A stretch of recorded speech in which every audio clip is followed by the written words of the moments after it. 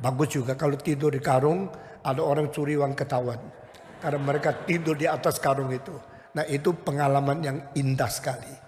Dari situ saya mengenal saudara Bapak Mangapul, Daltur, dan anak-anak yang lain di Perkantas. Itu satu zaman yang indah. Zaman di mana melihat anak-anak muda melayani Tuhan dengan sungguh-sungguh meskipun kantong kosong tapi hati penuh. Semua kantong kosong, hati penuh. Kalau hati kosong, kantong penuh percuma. Itu yang dituntut oleh banyak teologi kemakmuran. Pokoknya uang banyak, pokoknya kaya, tapi imannya kosong. Kepercayaannya salah, doktrinnya tidak benar, tapi minta Tuhan kasih banyak uang. Apa gunanya? Uang banyak, iman salah, membuat pendeta-pendeta masuk penjara. Semua 1, 2, 3. Uang banyak, iman salah, membuat pendeta-pendeta masuk penjara. Uang sedikit, hati penuh, membuat orang-orang berdosa masuk surga. Semua 1, 2, 3. Iman penuh, kantong kosong, membuat banyak orang berdosa masuk surga. Bagus yang mana? Bagus yang mana? Pendeta yang kaya-kaya divonis masuk ke dalam penjara. Kong Hee, Zhou Yonggi, nama yang besar, gereja yang besar. Di Indonesia bikin gempa orang. Gereja besar Zhou Yonggi di Korea. Seperti dewa kedua. Seperti ilah yang palsu. Bikin orang Kristen anggap kalau dipimpin Tuhan mesti seperti itu. Kalau menjadi pendeta besar, inilah contohnya. Bisa bangun gereja yang besar. Saya kalau bicara bangun gereja besar, sekarang kompleks. Karena gereja ini besar. Tapi yang bangun gereja besar, satu-satu masuk penjara. Saya ketakutan. Jangan-jangan saya sudah masuk penjara. Saudara-saudara, mereka orang yang kaya tapi miskin iman. Kita harap kita kaya iman meskipun miskin kantong tidak apa. Amin. Saudara-saudara, puji Tuhan. Perkantas di Indonesia sudah dipakai Tuhan. Menjadi berkat begitu banyak mahasiswa yang dari tidak kenal Tuhan menjadi kenal Tuhan. Dari kenal Tuhan menjadi memberitakan Tuhan. Dari memberitakan Tuhan menjadi hamba-hamba Tuhan. Nah saya sendiri menyaksikan di dalam puluhan tahun ini kerjasama dengan Perkantas. Akhirnya karena tugas Tuhan untuk masing-masing berbeda. Saya harus mentegakkan tubuh reform. Kalau tidak di Indonesia tidak ada hari depan. Saya tidak tahu setiap gereja yang sudah ada.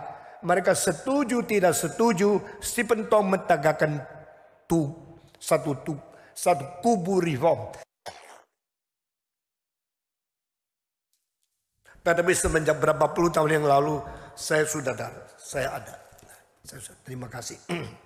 Di gereja di mana saya berbakti, saya minta disediakan kitab suci yang huruf yang besar untuk orang tua yang matanya makin kecil ini. Lalu disediakan kertas yang banyak karena saya selalu batuk. Nah mereka sudah jalankan. Nah saya tidak tahu orang setuju tidak setuju. Tapi saya waktu menilai saya mengetahui di Indonesia kubu kekristenan sudah ada berapa. Pertama kubu Katolik. Lalu ada kubu Protestan. Lalu ada kubu Injili. Ada kubu Pantekosta, ada kubu bidat-bidat, saksi Yehova sudah ada di Indonesia, Mormon sudah diterima oleh kantor agama, dan kubu-kubu yang lain Metodis, Baptis, Anglikan sudah ada, tetapi tidak ada kubu reform yang kuat yang suka mengabari Injil.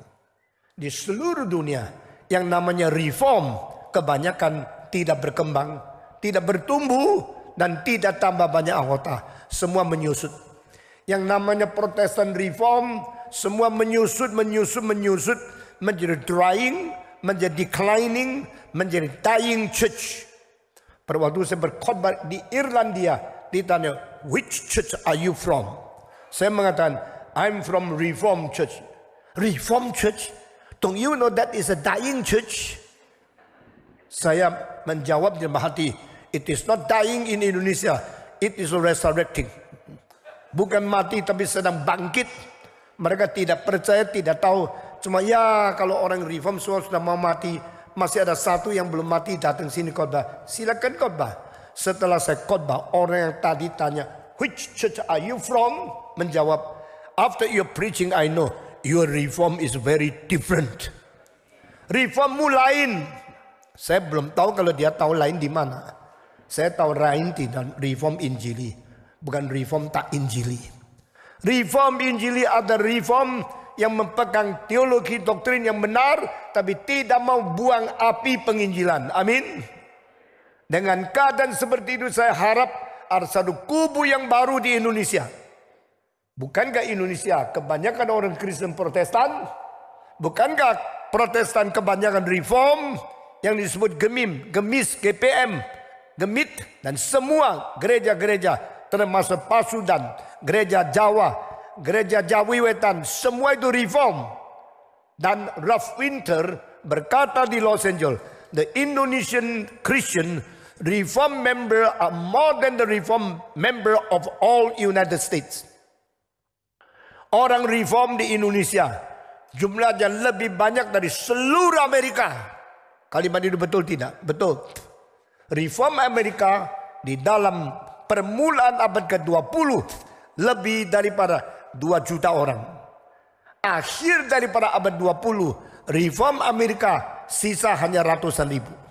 Dan reform di Amerika yang tadi ada PCUSA itu di dalam hampir 100 tahun kehilangan juta, hampir 2 juta orang. Reform apa itu?